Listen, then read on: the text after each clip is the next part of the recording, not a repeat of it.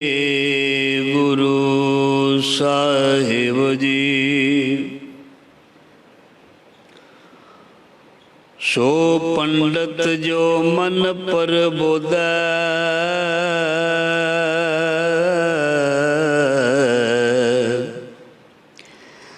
राम नाम आत्म मह सुधै।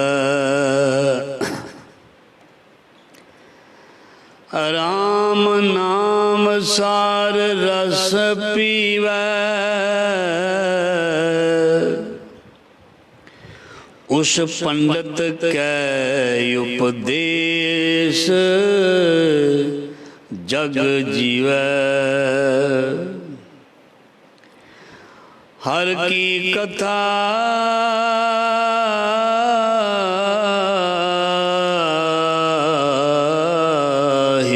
बसावै, सो पंडित फिर जोन न आवे। वेद पुराण सिमरत बूझै मूल, सूखम में जाने अस्तूल।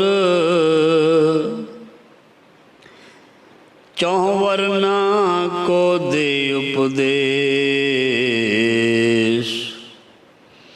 नानक उस पंडित को सदा आदेश। पाठ पढ़ियो हर वेद विचारियो, निवल अंगम साधे।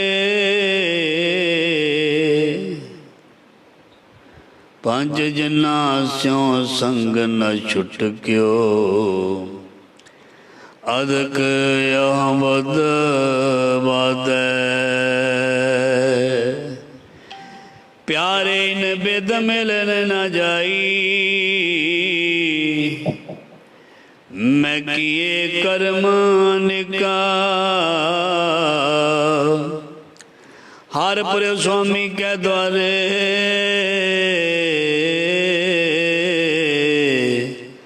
दीजै बुध बबिका। ज़ारा ज़हूर हाजरा हजूर सर्व कला भरपूर, समरथ प्रतख सतगुरु दसां पातशाहियां दी जोत ज्ञान दा सागर। धन धन श्री गुरु ग्रंथ साहिब महाराज जी दी पावन पवित्र गोद हजूरी दे विच गुरु शब्द दे नाल जुड़ बैठी सत्संग जी। धनता दे योग आप सब बड़ भागे हो। महाराज जी ने दयालता की, मेहर की है। जीवन के बचे श्वास रहिंदे श्वास बचिया समा, क्योंकि समा साडे कोल सदीवी नहीं है, बचिया ही है। समा जिहड़ा है वो सदीवी नहीं है, बचिया समा रहिंदा है। समा कुछ जिंदगी दा बाणी विच लिखिया, बहुती लंघ गई थोड़ी रह गई। सो समा बहुता लंघ चुका है, बहुत थोड़ा रह चुका है। जो रह चुका है उन्होंने देख लिया जाए, जो रह चुका बाकी उसनों संभाल लिया जाए। जो रह चुके है उन्होंने लेखे विच ला लिया जाए, जो रह चुके है उसनों संभाल लिया जाए। सो इसलिए ही असी गुरु शब्द दे नाल जुड़ते हाँ। कीर्तन कथा गुरमत विचारां सच्चे पातशाह जी की कृपा दे नाल साझियां करते हाँ। सो महाराज जी दया करे, कृपा करे। शब्द की विचार जिहड़ी है वो सचमुच साडे हिरदे विच वसे, क्योंकि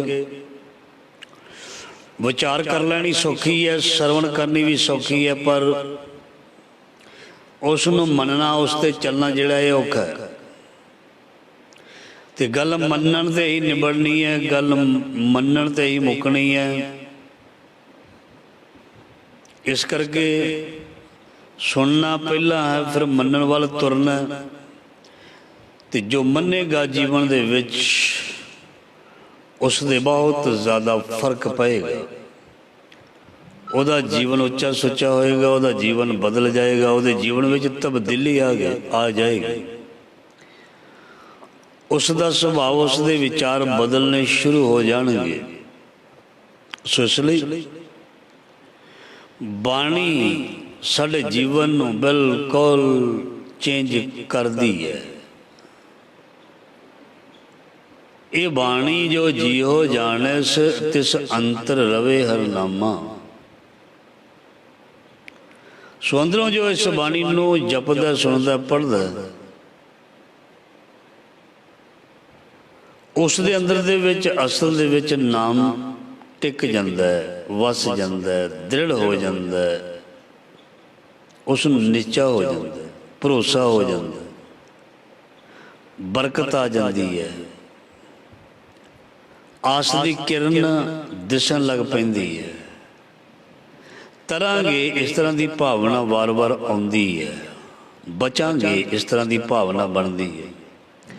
ਸੋ ਗੁਰੂ ਮਹਾਰਾਜ ਜੀ ਮਿਹਰ ਕਰਨ, ਕਿਰਪਾ ਕਰਨ, ਦਿਆਲਤਾ ਕਰਨ, ਆਪਣਾ ਨਾਮ ਔਰ ਨਾਮ ਦੀ ਜਿਹੜੀ ਬਹੁਤ ਪਿਆਰੀ ਵਿਚਾਰ ਹੈ ਇਹ ਸਾਨੂੰ ਬਖਸ਼ਿਸ਼ ਕਰਨ, ਕਿਉਂਕਿ ਵਿਚਾਰ ਦੇ ਨਾਲ ਹੀ ਸਭ ਕੁਝ ਹੋਣਾ।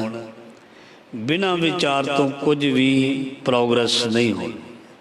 ਸੋ ਸ਼ਬਦ ਦੀ ਵਿਚਾਰ ਅਸੀਂ ਆਰੰਭ ਕਰਦੇ ਹਾਂ। ਬੜਾ ਪਿਆਰਾ ਸ਼ਬਦ ਹੈ, ਜਿਸ ਤਰ੍ਹਾਂ ਮਹਾਰਾਜ ਜੀ ਕਿਰਪਾ ਕਰਨਗੇ, ਪ੍ਰਮਾਣ ਦੇ ਕੇ ਸਾਨੂੰ ਸਮਝਾਉਣਗੇ। ਬੜੀਆਂ ਪਿਆਰੀਆਂ ਪੰਕਤੀਆਂ ਗੁਰੂ ਗ੍ਰੰਥ ਸਾਹਿਬ ਜੀ ਦੇ ਅੰਗ 274 ਦੇ ਉੱਪਰ ਇਹ ਅੰਕਿਤ ਹਨ ਤੇ ਸ਼ਬਦ ਦੀ ਪੰਕਤੀ ਹੈ। ਸੋ ਪੰਡਤ ਜੋ ਮਨ ਪ੍ਰਬੁੱਧ ਹੈ, ਰਾਮ ਨਾਮ ਆਤਮ ਮਹਿ ਸੁਧ ਹੈ, ਰਾਮ ਨਾਮ ਸਾਰ ਰਸ ਪੀਵੈ, ਉਸ ਪੰਡਤ ਕੈ ਉਪਦੇਸ਼ ਜਗ ਜੀਵੈ। ਪੰਡਤ ਦਾ ਮਤਲਬ ਕੋਈ ਕਿਸੇ ਹਿੰਦੂ ਧਰਮ ਦੇ ਪੁਜਾਰੀ ਦੀ ਗੱਲ ਨਹੀਂ ਕੀਤੀ, ਇਹ ਗੱਲ ਕੀਤੀ ਹੈ ਨਾ ਕਿਸੇ ਕੋਈ ਧਾਰਮਿਕ ਸੰਸਥਾ ਦੇ ਪ੍ਰਚਾਰਕ ਦੀ ਗੱਲ ਕੀਤੀ ਹੈ, ਇਹ ਸਾਡੇ ਸਾਰਿਆਂ ਦੀ ਗੱਲ ਕੀਤੀ ਹੈ। ਵਿਦਵਾਨ ਗਿਆਨੀ, ਵਿਦਵਾਨ ਗਿਆਨੀ, ਉਸ ਨੂੰ ਅਸੀਂ ਪੰਡਤ ਵੀ ਕਹਿ ਦਿੰਦੇ ਹਾਂ। ਕੋਈ ਵੀ ਹੋਵੇ ਵਿਦਵਾਨ, ਕੋਈ ਵੀ ਕਿਸੇ ਵੀ ਧਰਮ ਦਾ ਹੋਵੇ ਵਿਦਵਾਨ, ਉਹ ਵਿਦਵਾਨ ਤਾਂ ਬ੍ਰਹਮ ਬਿੰਦੇ ਤਿਸਦਾ ਬ੍ਰਹਮਤ ਰਹੇ, ਏਕ ਸ਼ਬਦ ਲਿਵ ਲਾਏ, ਨਵ ਨਿਧੀ 18 ਸਿੱਧੀ ਪਿੱਛੇ ਲੱਗੀਆਂ ਫਿਰੈ, ਜੋ ਹਰ ਹਿਰਦੇ ਸਦਾ ਵਸਾਏ। ਜੋ ਬ੍ਰਹਮ ਨੂੰ ਪਹਿਚਾਨਦਾ ਹੈ, ਜੋ ਬ੍ਰਹਮ ਨਾਲ ਜੁੜਦਾ ਹੈ, ਜੋ ਬ੍ਰਹਮ ਨੂੰ ਜਾਣਦਾ ਹੈ, ਉਹੀ ਇਹ ਚੀਜ਼ ਕਹਾਉਣ ਦੇ ਹੱਕਦਾਰ ਦਾ ਹੈ। ਉਹ ਗਿਆਨੀ ਪੰਡਤ ਬ੍ਰਾਹਮਣ ਕਹਾਉਣ ਦਾ ਹੱਕਦਾਰ ਹੈ। ਇਸ ਕਰਕੇ ਇਹ ਜੋ ਪੰਕਤੀ ਹੈ ਇਹ ਸਾਰਿਆਂ ਦੇ ਲਈ ਹੈ, ਸਾਡੇ ਸਾਰਿਆਂ ਦੇ ਲਈ। ਅਸੀਂ ਸਾਰੇ ਹੀ ਸਿਖਾ ਸਕਦੇ ਹਾਂ। ਸਿੱਖਣ ਦੀ ਭਾਵਨਾ ਵਿਰਲੇ ਵਿਰਲੇ ਵਿੱਚ ਹੁੰਦੀ ਹੈ, ਸਿਖਾਉਣ ਦੀ ਭਾਵਨਾ ਮਨੁੱਖ ਦੇ ਅੰਦਰ ਬਹੁਤ ਛੇਤੀ ਆਉਂਦੀ ਹੈ। ਮਨਾਉਣ ਦੀ ਭਾਵਨਾ ਤੇ ਬਹੁਤ ਲੋਕਾਂ ਦੇ ਅੰਦਰ ਹੁੰਦੀ ਹੈ, ਪਰ ਮੰਨਣ ਦੀ ਭਾਵਨਾ ਵਿਰਲੇ ਵਿਰਲੇ ਦੇ ਕੋਲ ਹੈ। ਸੋ ਇਸ ਲਈ ਅਸੀਂ ਗੁਰਬਾਣੀ ਨੂੰ ਕੇਵਲ ਮਹਾਰਾਜ ਜੀ ਕਹਿੰਦੇ ਪੜ੍ਹਨਾ ਨਹੀਂ, ਕੇਵਲ ਬਾਣੀ ਨੂੰ ਪੜ੍ਹਨਾ ਨਹੀਂ, ਬਾਣੀ ਨੂੰ ਸਰਵਣ ਕਰਕੇ, ਉਸ ਦੀ ਵਿਚਾਰ ਸਰਵਣ ਕਰਕੇ ਉਸ ਤੇ ਅਸਰ ਕਰਨ। ਜੇ ਕੇਵਲ ਕੋਈ ਪੜ੍ਹੇਗਾ ਤੇ ਮਹਾਰਾਜ ਜੀ ਦੀ ਬਾਣੀ ਦੀ ਪੰਕਤੀ ਹੈ, ਪਾਠ ਪੜ੍ਹਿਓ ਅਰ ਵੇਦ ਵਿਚਾਰਿਓ, ਨਿਵਲ ਭਯੰਗਮ ਸਾਧੇ, ਪੰਜ ਜਨਾਂ ਸਿਓ ਸੰਗ ਨਾ ਛੁਟਕਿਓ, ਅਧ ਕੀ ਆਹਬਦ ਬਾਦੇ ਪਿਆਰੇ, ਇਨ ਬਿਦ ਮਿਲ ਨਾ ਜਾਈ, ਮੈਂ ਕੀਏ ਕਰਮ ਅਨੇਕਾ, ਹਾਰ ਪਰਿਓ ਸੁਆਮੀ ਕੇ ਦੁਆਰੇ ਦੀਜੈ ਬੁੱਧ ਬਵੇਕਾ।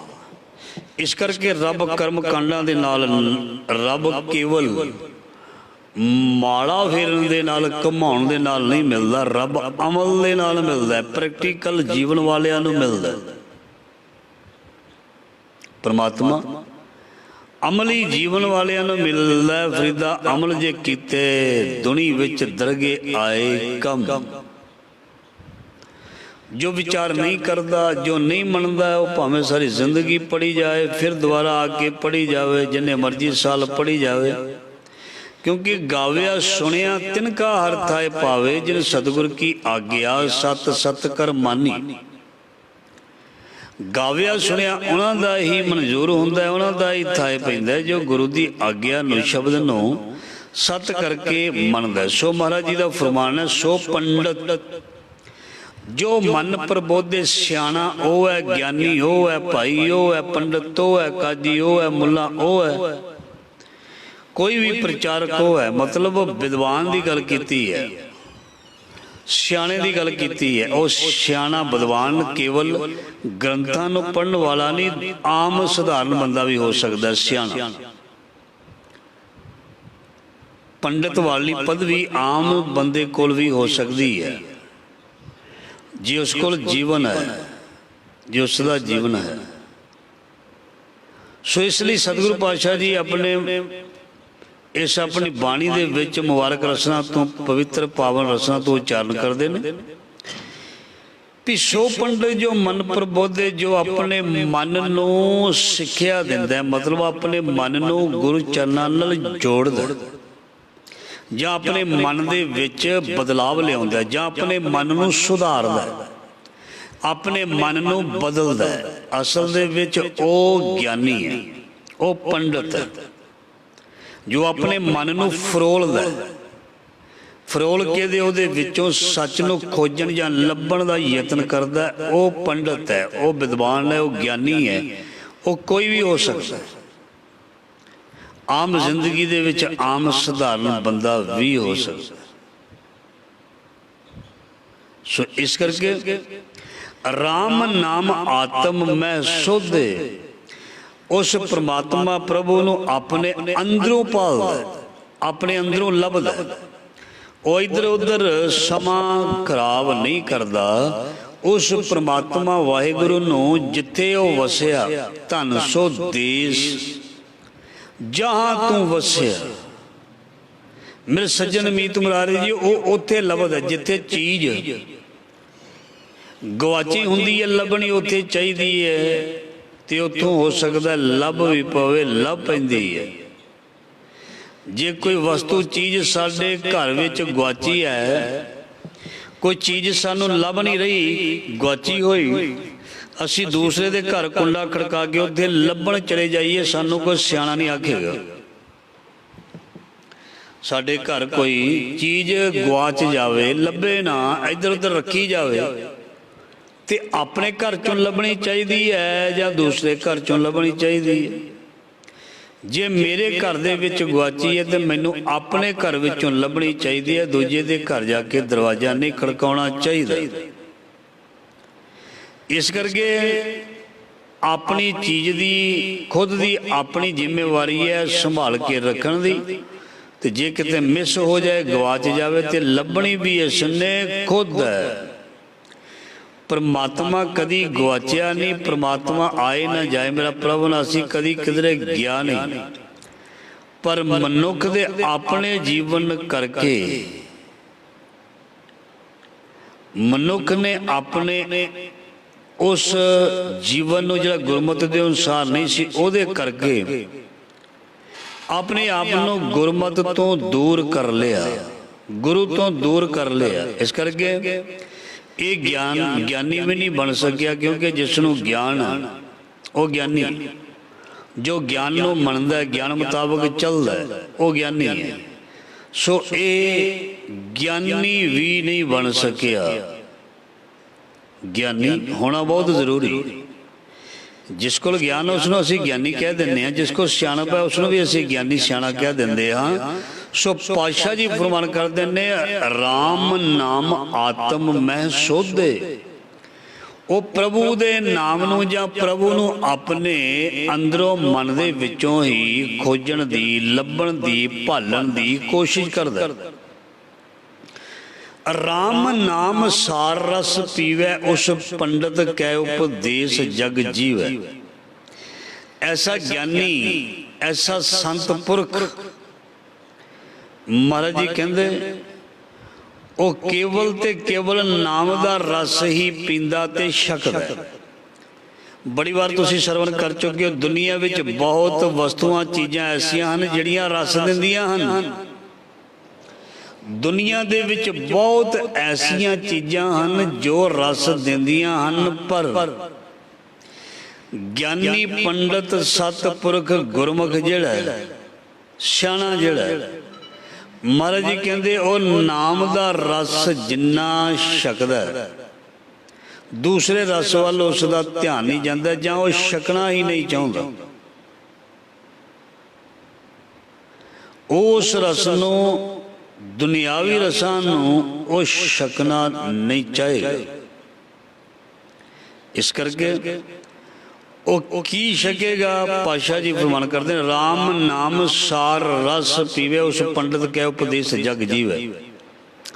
ਉਹ ਰੂਹਾਨੀਅਤ ਹਾਸਲ ਕਰਦਾ ਹੈ ਤੇ ਰੂਹਾਨੀਅਤ ਅੱਗੇ ਸ਼ੇਅਰ ਕਰਦਾ। ਉਹ ਗ੍ਰੰਥਾਂ ਦੇ ਵਿੱਚੋਂ ਗਿਆਨ ਪ੍ਰਾਪਤ ਕਰਦਾ, ਰਸ ਪ੍ਰਾਪਤ ਕਰਦਾ। ਉਸ ਰਸ ਨੂੰ ਮਹਾਰਾਜ ਜੀ ਕਹਿੰਦੇ ਸਾਰੇ ਜੱਗ ਦੇ ਵਿੱਚ ਵੰਡ ਦਿੰਦਾ ਹੈ। ਰਾਮ ਨਾਮ ਸਾਰ ਰਸ ਪੀਵੈ ਉਸ ਪੰਡਤ ਕੈ ਉਪਦੇਸ਼ ਜਗ ਜੀਵੈ। ਉਹ ਸਾਰੇ ਸੰਸਾਰ ਨੂੰ ਗਿਆਨ ਵੰਡ ਦਿੰਦਾ। ਜਿਵੇਂ ਸਾਡੇ ਗੁਰੂ ਨਾਨਕ ਦੇਵ ਮਹਾਰਾਜ ਜੀ ਆਏ ਔਰ ਗਿਆਨ ਵੰਡ ਰਹੇ ਨੇ, ਅੱਜ ਵੀ ਵੰਡ ਕੇ ਚਲੇ ਨਹੀਂ ਗਏ। ਜਿਵੇਂ ਗੁਰੂ ਨਾਨਕ ਮਹਾਰਾਜ ਜੀ ਗਿਆਨ ਲੈ ਕੇ ਆਏ, ਤੁਰਕੀ ਬਾਣੀ ਲੈ ਕੇ ਆਏ, ਉਸ ਗਿਆਨ ਨੂੰ ਅੱਜ ਤੱਕ ਵੰਡ ਰਹੇ ਹਨ, ਅਸੀਂ ਛਕ ਰਹੇ ਹਾਂ। ਤਰੀਕੇ ਭਾਵੇਂ ਅਲੱਗ ਅਲੱਗ ਜ਼ਰੂਰ ਹਨ, ਪਰ ਉਸ ਨੂੰ ਵੰਡ ਰਿਹਾ, ਉਸ ਨੂੰ ਗਿਆਨੀ ਵੰਡ ਰਿਹਾ। ਅਸਲ ਜੋ ਗਿਆਨੀ ਜਾਂ ਪੰਡਤ ਹੈ, ਮਹਾਰਾਜ ਜੀ ਕਹਿੰਦੇ ਉਹ ਪਰਮਾਤਮਾ ਤੋਂ ਪ੍ਰਾਪਤ ਕੀਤੇ ਰਸ ਨੂੰ ਵੰਡ ਰਿਹਾ, ਸ਼ੇਅਰ ਕਰ ਰਿਹਾ, ਉਸ ਦੇ ਬਾਰੇ ਦੱਸ ਰਿਹਾ, ਉਸ ਦੀ ਇੰਪੋਰਟੈਂਸ ਬਾਰੇ। ਸੋ ਉਸ ਪੰਡਤ ਕੇ ਉਪਦੇਸ਼ ਜਗ ਜੀਵੇ, ਐਸਾ ਰੱਬ ਦਾ ਪਿਆਰਾ। ਮਹਾਰਾਜ ਜੀ ਕਹਿੰਦੇ ਸਾਰੇ ਉਸ ਨੂੰ ਫੋਲੋ ਕਰਦੇ ਨੇ, ਸਾਰੇ ਉਸ ਦੀ ਗੱਲ ਮੰਨਣ ਲਈ ਤਿਆਰ ਹੋਣਗੇ, ਤਿਆਰ ਰਹਿਣਗੇ। ਇਸ ਕਰਕੇ ਉਸ ਪੰਡਤ ਕੈ ਉਪਦੇਸ਼ ਜਗ ਜੀਵੈ, ਹਰ ਕੀ ਕਥਾ ਹਿਰਦੇ ਵਸਾਵੇ, ਸੋ ਪੰਡਤ ਫਿਰ ਜੋਨ ਨਾ ਆਵੇ। ਕਥਾ ਮਤਲਬ ਪਰਮੇਸ਼ਰ ਦੀ, ਆਪਣੇ ਗੁਰੂ ਦੀ ਯਾਦ ਜਾਂ ਗੁਰੂ ਦੀ ਸਿੱਖਿਆ, ਸਿਧਾਂਤ, ਸ਼ਬਦ ਦੀ ਵਿਚਾਰ, ਉਸ ਨੂੰ ਉਹ ਆਪਣੇ ਹਿਰਦੇ ਵਿੱਚ ਵਸਾਉਂਦਾ। ਕੇਵਲ ਆਪਣੇ ਮੁਖ ਦੇ ਨਾਲ ਬੋਲ ਕੇ ਨਹੀਂ ਦੱਸਦਾ, ਉਸ ਸ਼ਬਦ ਨੂੰ, ਉਸ ਕਲਾਮ ਨੂੰ, ਉਸ ਕਵਿਤਾ ਨੂੰ, ਉਸ ਮੈਸੇਜ ਸੁਨੇਹੇ ਨੂੰ ਉਹ ਆਪਣੇ ਕੋਲ, ਆਪਣੇ ਅੰਦਰ ਸੰਭਾਲ ਕੇ ਰੱਖਦਾ ਹੈ। ਇਸ ਕਰਕੇ ਉਸ ਕਥਾ ਕੀਰਤਨ ਸ਼ਬਦ ਨਾਮ ਬਾਣੀ ਵਿਚਾਰ ਨੂੰ ਆਪਣੇ ਹਿਰਦੇ ਵਿੱਚ ਵਸਾਉਂਦਾ, ਜਿਹੜਾ ਅਸਲ ਦੇ ਵਿੱਚ ਗਿਆਨੀ ਜਾਂ ਪੰਡਤ ਹੈ। ਜੋ ਇਸ ਤਰ੍ਹਾਂ ਕਰੇਗਾ, ਮਹਾਰਾਜ ਜੀ ਕਹਿੰਦੇ ਸੋ ਪੰਡਤ ਫਿਰ ਜੋਨ ਨਾ ਆਵੇ। ਐਸਾ ਵਿਦਵਾਨ ਜਾਂ ਗਿਆਨੀ ਪੁਰਖ ਮੁੜ ਕੇ ਕਦੇ ਵੀ ਜਨਮ ਮਰਨ ਦੇ ਚੱਕਰ ਦੇ ਵਿੱਚ ਨਹੀਂ ਪਏਗਾ, ਕਿਉਂਕਿ ਗਿਆਨ ਉਸ ਨੂੰ ਵੀ ਮਿਲੇ। ਗਿਆਨ ਉਸ ਨੂੰ ਵੀ ਪ੍ਰਾਪਤ ਹੋਣਾ। ਕੋਈ ਵੀ ਖੜ ਜਾਏ ਗਿਆਨੀ ਦੇ ਕੋਲ, ਉਸ ਨੂੰ ਗਿਆਨ ਪ੍ਰਾਪਤ ਜ਼ਰੂਰ ਹੋਏਗਾ। ਕੋਈ ਵੀ ਗੁਰੂ ਦੁਆਰੇ ਆ ਜਾਏ, ਉਸ ਨੂੰ ਗਿਆਨ ਜ਼ਰੂਰ ਪ੍ਰਾਪਤ ਹੋਏਗਾ, ਭਾਵੇਂ ਥੋੜਾ ਸਹੀ, ਪਰ ਹੋਵੇਗਾ ਜ਼ਰੂਰ। ਖਾਲੀ ਕੋਈ ਨਹੀਂ ਗੁਰੂ ਨਾਨਕ ਦੇ ਦਰ ਤੋਂ ਗਿਆ। ਸੋ ਪਾਤਸ਼ਾਹ ਜੀ ਦੀ ਬਾਣੀ ਬੜੀਆਂ ਪਿਆਰੀਆਂ ਪੰਕਤੀਆਂ ਸਰਵਣ ਕਰੀਏ। ਵੇਦ ਪੁਰਾਨ ਸਿਮਰਤ ਬੂਝੈ ਮੂਲ, ਸੂਖਮ ਮਹਿ ਜਾਣੇ ਅਸਥੂਲ। ਮਹਾਰਾਜ ਜੀ ਕਹਿੰਦੇ ਉਹ ਵਿਦਵਾਨ ਗਿਆਨੀ ਜਿੰਨੇ ਵੀ ਧਾਰਮਿਕ ਗ੍ਰੰਥ ਹਨ ਉਸ ਨੂੰ ਪੜ੍ਹਦਾ, ਉਸ ਦਾ ਗਿਆਨ ਪ੍ਰਾਪਤ ਕਰਦਾ, ਉਸ ਦੀ ਕਦਰ ਕਰਦਾ, ਉਸ ਦਾ ਸਤਿਕਾਰ ਕਰਦਾ, ਉਸ ਨੂੰ ਸਮਝ ਲੈਂਦਾ ਹੈ, ਉਸ ਨੂੰ ਚੰਗੀ ਤਰ੍ਹਾਂ ਆਪਣੇ ਹਿਰਦੇ ਵਿੱਚ ਉਸ ਦੀ ਕਥਾ ਵਿਆਖਿਆ ਨੂੰ ਆਪਣੇ ਹਿਰਦੇ ਵਿੱਚ ਬਿਠਾ ਲੈਂਦਾ। ਔਰ ਬਿਠਾਉਣ ਤੋਂ ਬਾਅਦ ਕੀ ਹੁੰਦਾ, ਮਹਾਰਾਜ ਜੀ ਫਰਮਾਨ ਕਰਦੇ ਨੇ, ਸੂਖਮ ਮੈਂ ਜਾਣੇ ਅਸਥੂਲ। ਸਾਰਾ ਸੰਸਾਰ ਭਾਵੇਂ ਪ੍ਰਮਾਤਮਾ ਨੂੰ ਬੜਾ ਸੂਖਮ ਲਿਖਿਆ ਹੈ, ਭਾਵੇਂ ਪ੍ਰਮਾਤਮਾ ਨੂੰ ਅਦ੍ਰਿਸ਼ਟ ਲਿਖਿਆ ਹੈ, ਪਾਤਸ਼ਾਹ ਜੀ ਕਹਿੰਦੇ ਉਸ ਦਾ ਗਿਆਨ, ਉਹ ਸੂਖਮ ਤੋਂ ਸੂਖਮ ਚੀਜ਼ ਦੇ ਵਿੱਚ ਵੀ ਪ੍ਰਮਾਤਮਾ ਦਾ ਦੀਦਾਰ ਕਰ ਲੈਂਦਾ ਹੈ। ਉਹ ਸੂਖਮ ਚੀਜ਼ ਵਸਤੂ ਵਿੱਚ ਵੀ ਪ੍ਰਮਾਤਮਾ ਦਾ ਦੀਦਾਰ ਦਰਸ਼ਨ ਕਰ ਲੈਂਦਾ ਹੈ। ਭਾਵੇਂ ਪ੍ਰਮਾਤਮਾ ਅਦ੍ਰਿਸ਼ਟ ਉਹ ਦਿਸ ਨਹੀਂ ਰਿਹਾ ਸਾਨੂੰ, ਪਰ ਉਹ ਹੈ। ਪਰ ਮਹਾਰਾਜ ਜੀ ਕਹਿੰਦੇ ਜੋ ਵਿਦਵਾਨ ਹੈ, ਪੰਡਤ ਹੈ, ਗਿਆਨੀ ਹੈ, ਕੋਈ ਵੀ ਹੋ ਸਕਦਾ। ਪਾਤਸ਼ਾਹ ਜੀ ਕਹਿੰਦੇ ਉਹ ਸਾਰਿਆਂ ਦੇ ਵਿੱਚ, ਹਰ ਨਿੱਕੀ ਤੋਂ ਨਿੱਕੀ ਚੀਜ਼ ਦੇ ਵਿੱਚ ਉਸ ਪ੍ਰਮਾਤਮਾ ਨੂੰ ਜਾਣ ਲੈਂਦਾ ਹੈ, ਉਸ ਪ੍ਰਮਾਤਮਾ ਦੀ ਪਹਿਚਾਨ ਕਰ ਲੈਂਦਾ ਹੈ। ਚੌ ਵਰਨਾ ਕੋ ਦੇ ਉਪਦੇਸ਼, ਨਾਨਕ ਉਸ ਪੰਡਤ ਕੋ ਸਦਾ ਆਦੇਸ਼। ਉਹ ਜਿਹੜਾ ਗਿਆਨੀ ਹੁੰਦਾ, ਉਹਦਾ ਗਿਆਨ ਆਪਣੀ ਕੌਮ ਦੇ ਲਈ ਨਹੀਂ ਹੁੰਦਾ। ਜਿਵੇਂ ਸਾਡੇ ਮੂੰਹ ਦੇ ਵਿੱਚੋਂ ਕਈ ਵਾਰ ਨਿਕਲ ਜਾਂਦਾ, ਸਾਡਾ ਸ੍ਰੀ ਗੁਰੂ ਗ੍ਰੰਥ ਸਾਹਿਬ। ਇਹ ਗੁਰੂ ਗ੍ਰੰਥ ਸਾਹਿਬ ਕੇਵਲ ਸਿੱਖਾਂ ਦਾ ਨਹੀਂ ਹੈ। ਜੋ ਗੁਰੂ ਗ੍ਰੰਥ ਸਾਹਿਬ ਨੂੰ ਪਿਆਰ ਕਰਦਾ ਹੈ, ਜੋ ਗੁਰੂ ਗ੍ਰੰਥ ਸਾਹਿਬ ਦੀ ਬਾਣੀ ਸਰਵਣ ਕਰਦਾ ਹੈ, ਜੋ ਗੁਰੂ ਗ੍ਰੰਥ ਸਾਹਿਬ ਦਾ ਸਤਿਕਾਰ ਕਰਦਾ ਹੈ, ਉਹ ਕੋਈ ਵੀ ਹੋਵੇ, ਮਹਾਰਾਜ ਜੀ ਕਹਿੰਦੇ ਉਹ ਕੋਈ ਵੀ ਹੋਵੇ, ਉਹ ਰੱਬ ਦਾ ਪਿਆਰਾ ਹੈ, ਉਹ ਵਾਹਿਗੁਰੂ ਦਾ ਪਿਆਰਾ ਹੈ, ਉਹ ਗਿਆਨੀ ਹੈ, ਉਹ ਪੰਡਤ ਹੈ, ਉਹ ਬ੍ਰਾਹਮਣ ਹੈ, ਉਹ ਸਿਆਣਾ ਹੈ। ਇਸ ਕਰਕੇ ਉਹਦਾ ਜਿਹੜਾ ਗਿਆਨ ਹੁੰਦਾ ਉਹਦੇ ਕੋਲ, ਉਹ ਕੇਵਲ ਇੱਕ ਜ਼ਾਤ ਬਰਾਦਰੀ ਧਰਮ ਦੇ ਲਈ ਨਹੀਂ ਹੁੰਦਾ, ਉਹ ਸਭ ਲਈ ਹੁੰਦਾ। ਖੱਤਰੀ, ਬ੍ਰਾਹਮਣ, ਸੂਦ, ਵੈਸ, ਉਪਦੇਸ਼, ਚੌ ਵਰਨਾ ਕੋ ਸਾਂਝਾ। ਉਹ ਇੰਜ ਨਹੀਂ ਦੇਖਦਾ ਵੀ ਮੇਰੀ ਜਾਤ ਦਾ ਕੋਈ ਹੋਵੇ ਤੇ ਮੈਂ ਉਹਦਾ ਭਲਾ ਕਰਾਂ, ਮੇਰੇ ਧਰਮ ਦਾ ਕੋਈ ਹੋਵੇ, ਮੇਰੇ ਗੋਤ ਦਾ ਕੋਈ ਹੋਵੇ, ਮੈਂ ਉਹਦਾ ਭਲਾ ਕਰਨਾ ਜਾਂ ਮੈਂ ਉਹਦੇ ਬਾਰੇ ਸੋਚਣਾ।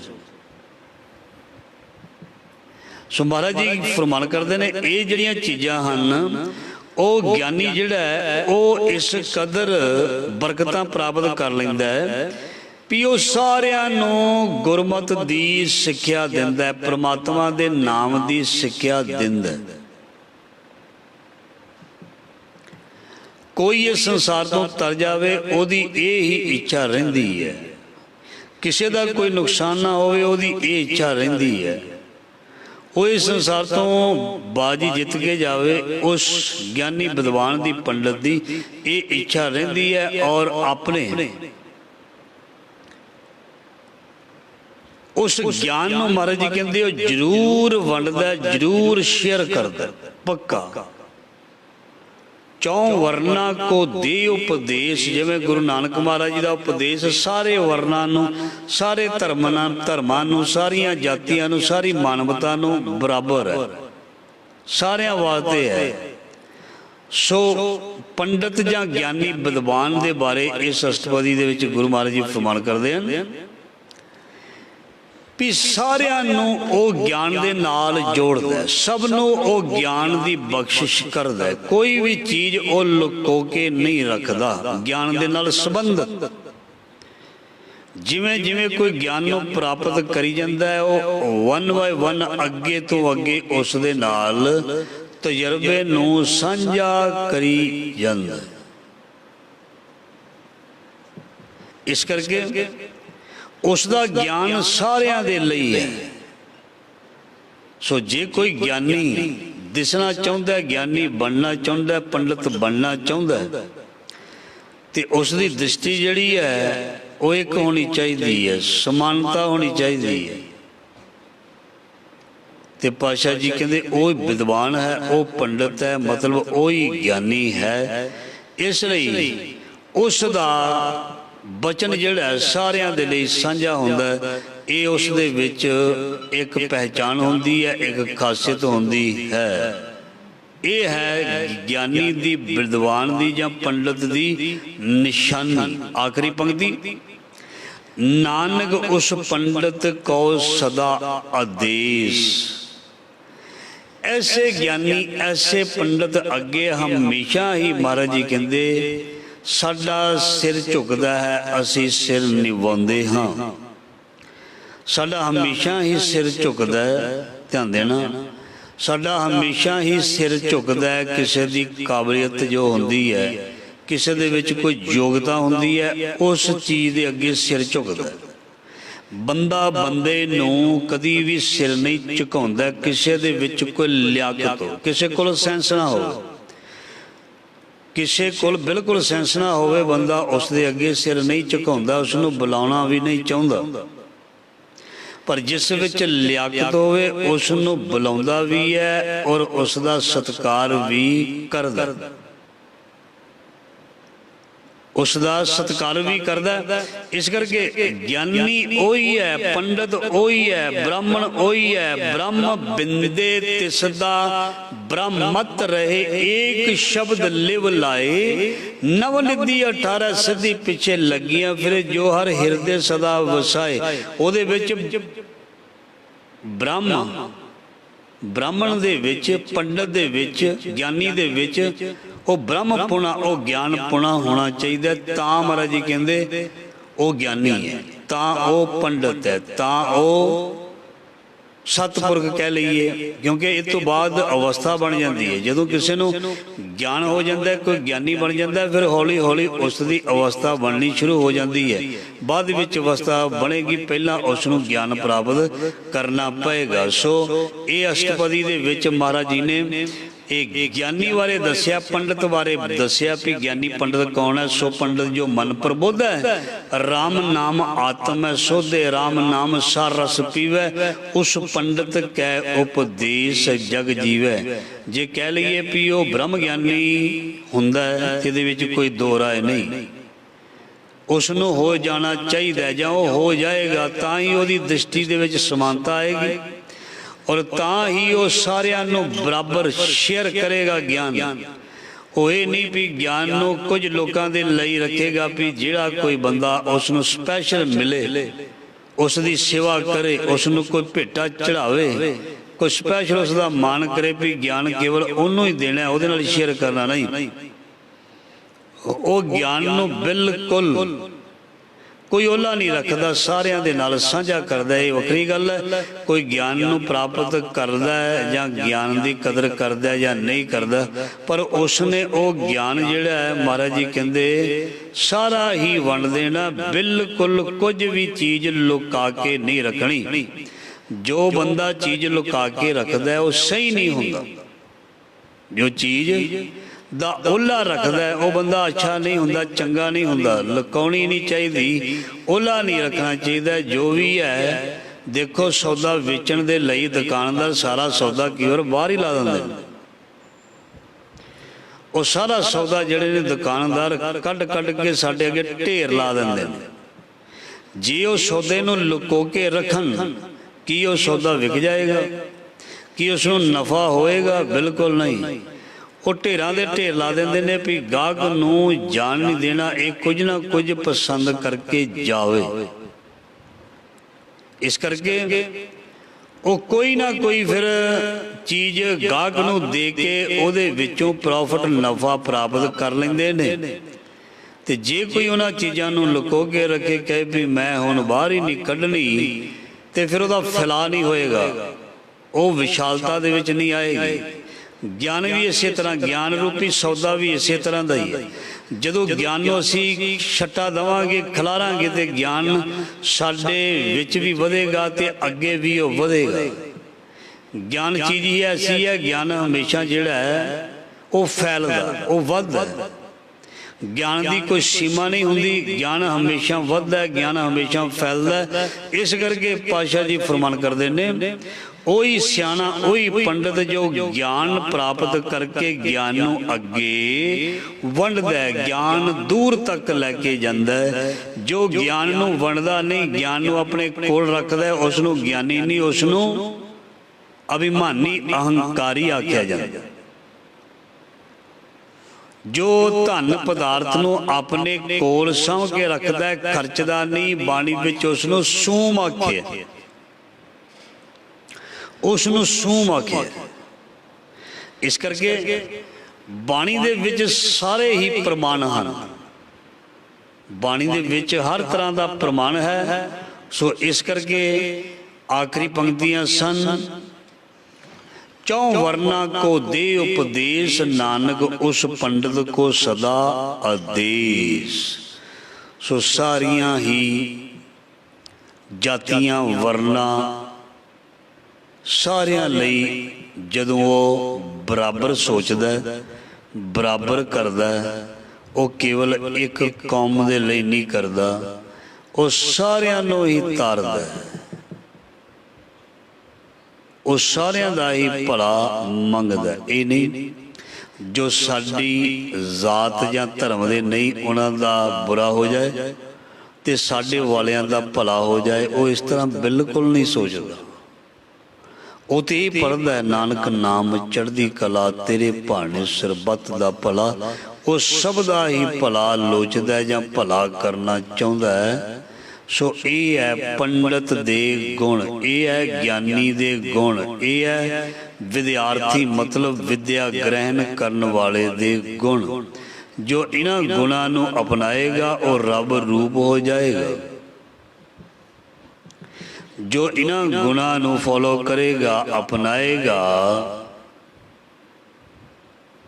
ਤੇ ਮਹਾਰਾਜ ਜੀ ਕਹਿੰਦੇ ਬਹੁਤ ਵੱਡਾ ਵਿਦਵਾਨ, ਬਹੁਤ ਵੱਡਾ ਗਿਆਨੀ ਬਣ ਜਾਏਗਾ। ਇਹ ਵੱਖਰੀ ਗੱਲ ਹੈ, ਉਹ ਲੋਕਾਂ ਨੂੰ ਦੱਸਦਾ ਨਹੀਂ, ਰੌਲਾ ਪਾ ਕੇ ਨਹੀਂ ਦੱਸਦਾ ਮੈਂ ਗਿਆਨੀ ਹਾਂ, ਮੈਂ ਪੰਡਤ ਹਾਂ, ਮੈਂ ਕਾਜੀ ਮੁੱਲਾ ਹਾਂ, ਮੈਂ ਭਾਈ ਗ੍ਰੰਥੀ ਹਾਂ, ਮੈਂ ਪ੍ਰਚਾਰਕ ਹਾਂ।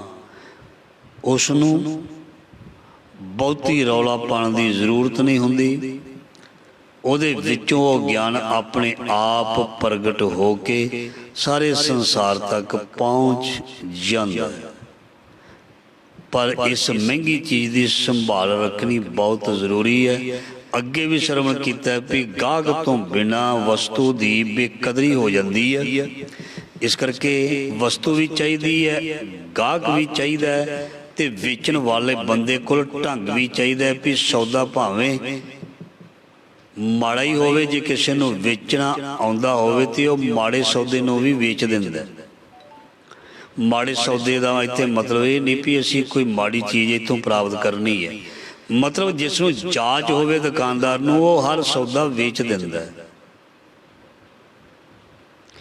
ਤੇ ਅਸੀਂ ਜਾਂਚ ਸਿੱਖਣੀ ਹੈ ਗੁਰੂ ਤੋਂ ਵੀ ਸੌਦਾ ਕਿਹੜਾ ਹੈ ਤੇ ਲੈਣਾ ਕਿਵੇਂ ਹੈ ਤੇ ਗੁਰੂ ਸਾਨੂੰ ਦਿੰਦਾ ਕਿਵੇਂ।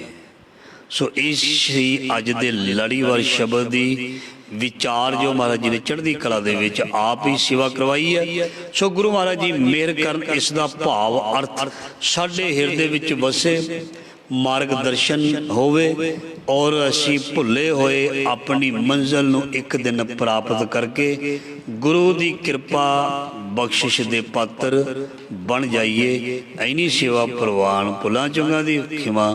ਫਤਿਹ ਬੁਲਾਓ। ਵਾਹਿਗੁਰੂ ਜੀ ਕਾ ਖਾਲਸਾ, ਵਾਹਿਗੁਰੂ ਜੀ ਕੀ ਫਤਿਹ।